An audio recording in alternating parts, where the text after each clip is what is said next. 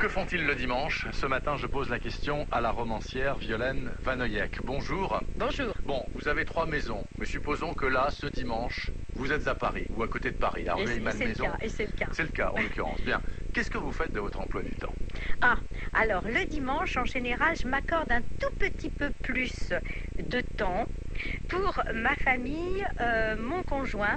C'est tout bête, hein, mais j'aime bien prolonger mon temps un petit peu au lit le matin, le dimanche. Voilà. Vous avez l'air de dire ça de manière coupable, mais pas du tout. C'est Oui, votre droit le plus strict. non, mais parce que j'ai un compagnon qui, lui, une fois qu'il est réveillé, est tout de suite sur pattes. Il est suractif. Il est tout de suite sur pied. Voilà.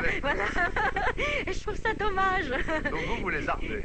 Moi, j'aurais tendance, pas longtemps, hein, mais j'aurais quand même tendance à lézarder un petit peu, oui. Bien.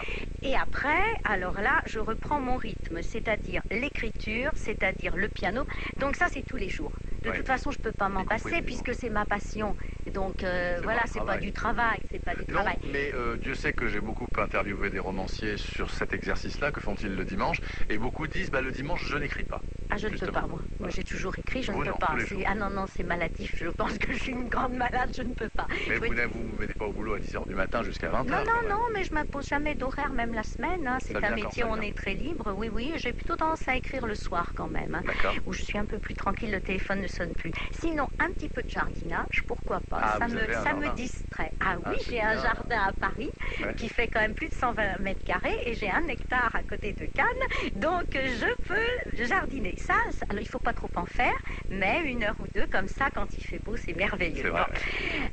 J'ai une piscine aussi à Cannes, donc pourquoi pas la piscine quelquefois. Mais oui, je suis heureuse. Et puis, je vais vous dire, alors là, quand même, le dimanche, chose que je n'ai pas le temps de faire habituellement, j'écoute différentes versions, par exemple, de musique. Bon, ça m'arrive, je ne sais rien, si je travaille sur un nocturne de Chopin, d'écouter les diverses versions, interprétées par mes collègues, soit en concert, soit sur disque, soit en studio. Mais c'est une journée pour vous et votre compagnon, où vous faites rentrer des amis ou de la famille, ne serait-ce que pour les inviter à manger, pourquoi pas, j'en sais rien. C'est souvent ça le dimanche. Oui, c'est-à-dire que par facilité, comme ils travaillent ou comme ils sont pris la semaine, c'est vrai qu'on les voit davantage. Oui. Donc il peut y avoir repas familial. Je peux faire le repas d'ailleurs. Moi, j'aime bien cuisiner. J'ai pas beaucoup de temps, mais j'aime bien cuisiner. Pour un plat particulier? Oh, c'est tout bête, j'aime bien. C'est tout bête. Non, j'aime bien les endives au jambon, mais il y a quelque chose que j'aime bien. Ce que j'aime bien, c'est les aubergines farcies. Donc, c'est délicieux. Voilà. Et un couscous. Voilà. Alors là, ça demande un petit peu plus de temps. Ah non, ça dépend, on peut le faire. Tôt pour le soir ou la veille pour le midi, enfin bon. Alors quand c'est réchauffé, c'est un peu meilleur, c'est vrai, mais bon. Mais pourquoi pas, c'est du boulot. Non, mais j'aime bien quand même cuisiner pour ma famille et cuisiner pour mes amis. Oui, ça m'arrive. C'est une journée agréable, Violaine Vanoyek, ou bon, sans plus? C'est une journée que j'ai longtemps détestée parce que justement elle était calme et j'avais l'impression qu'il se passait pas grand chose. Et maintenant, peut-être avec l'âge, c'est une journée où je prends le temps que j'essaye de savourer. Voilà. J'en reviens à la dernière question. Vous l'avez amorcé vous-même avec la musique, puisque vous dites que vous écoutez beaucoup de pianistes. Vous êtes vous-même pianiste de grand talent. Bon, ces temps-ci, là, en ce début de printemps 2014, si vous avez une envie musicale, qu'est-ce que vous écoutez? Peut-être du piano, j'en sais rien, mais autre chose? Oui, alors en ce moment, ça va être toujours mon Chopin. Je dis mon Chopin. Mon Chopin, parce qu'on ne peut pas s'en passer. Non, mais il a un phrasé qui reste inégalable.